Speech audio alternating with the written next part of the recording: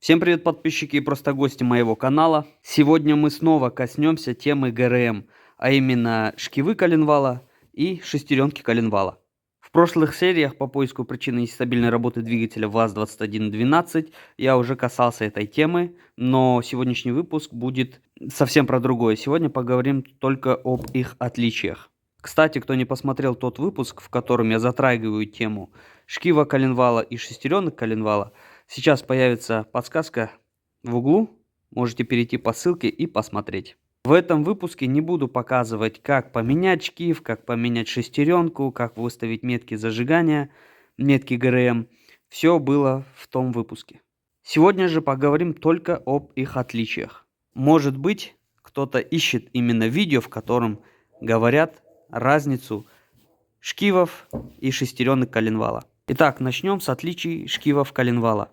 Итак, справа мой старый шкив коленвала, железный, или же как его еще называют, чугунный. Из плюсов его не провернет. То есть со временем родной шкив резиновый, расскажу про него потом, начинает здесь резина засыхать, дубеть, трескаться, и со временем его может здесь провернуть. А этот железный его никогда не провернет. Это плюс.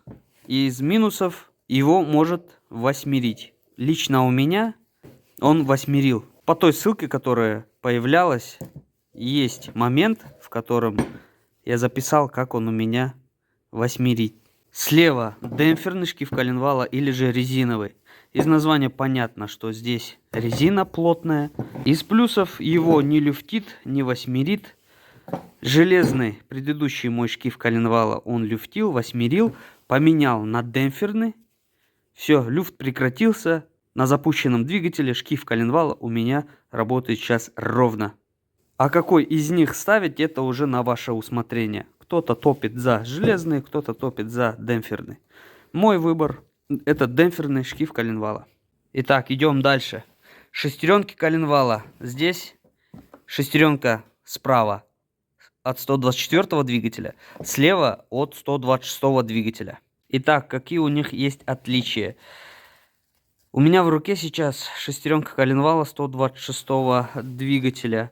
Здесь есть такая сзади юбка, которая предотвращает самопроизвольное сползание ремня ГРМ.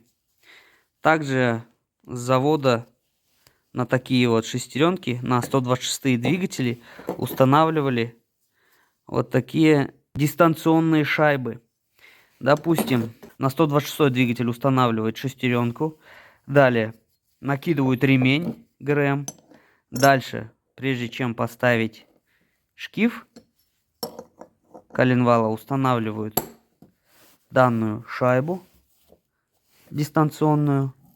И далее идет уже установка шкива и затягивают болт.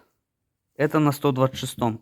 На 124-м двигателе данной шайбы нету, и этой юбки, как я уже сказал, тоже нету. Там просто идет шестеренка, шкив, затягивает болтом. Также какое отличие есть у данных шестеренок, это в этом посадочном месте. Обратите внимание, какое оно здесь и какое оно на шестеренке 124 двигателя. Отличие в 2 раза.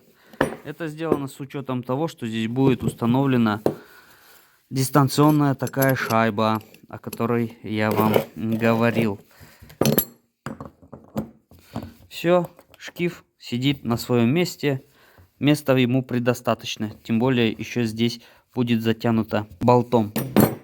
А если же поставить дистанционную шайбу на шестеренку коленвала 124 двигателя, то здесь место зацепа шкива коленвала практически отсутствует.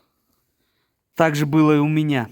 Ведь за неимением у меня в городе шестеренки от 126 двигателя я поставил шестеренку от 124. Все нормально, ездить можно. Просто это мой личный, так скажем, бзик. Все должно стоять так, как было.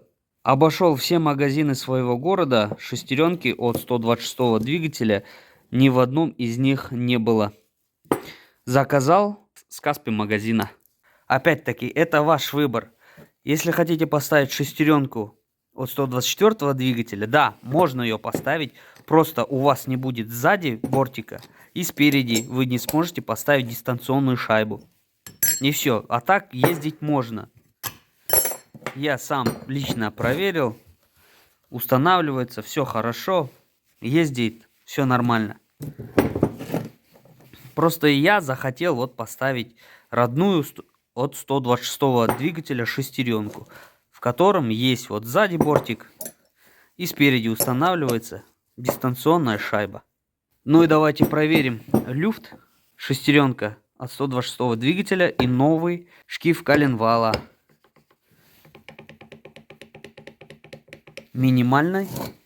А если проверить на железном, моем старом,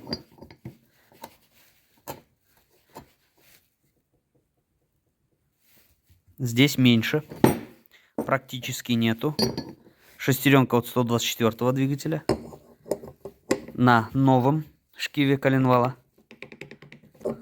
Здесь примерно такой же люфт. Здесь люфт также имеется. Просто для интереса вам показал, что люфт здесь есть. То есть с завода вот две новые детали, они имеют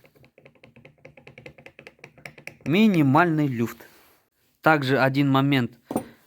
Если вы установили шестеренку коленвала от 126 двигателя, ну, допустим, вы не нашли от 124, но нашли от 126 и хотите поставить на 124 двигатель.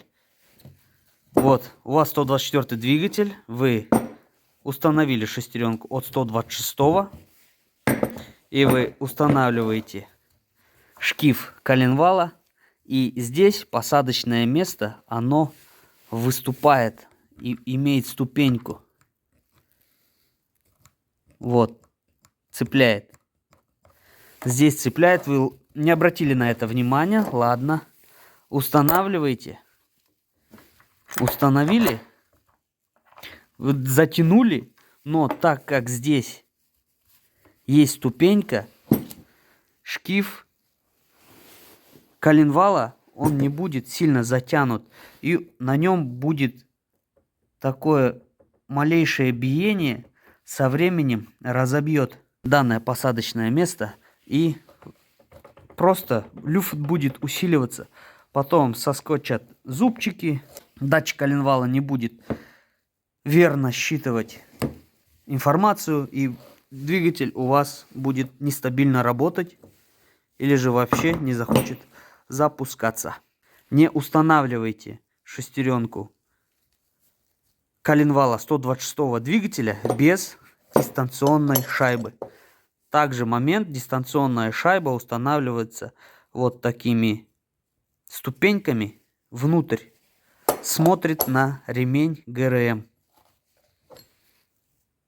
Также есть отличие на внутренней поверхности зубцов шестеренок распредвала. На 124 двигателе он имеет более угловатую поверхность, а на 126 он более такой закругленный. В принципе, это все, что я вам хотел рассказать. Надеюсь, это видео с информацией будет кому-то полезной. Благодарю, что досмотрели это видео до конца. Также не забудьте оценить это видео. А кто не подписался, обязательно подпишитесь. Ставьте лайки, пишите комментарии. Переходите по ссылкам в шапке моего профиля на мой ВК, Инстаграм, ТикТок. Всем до новых встреч. Всем пока.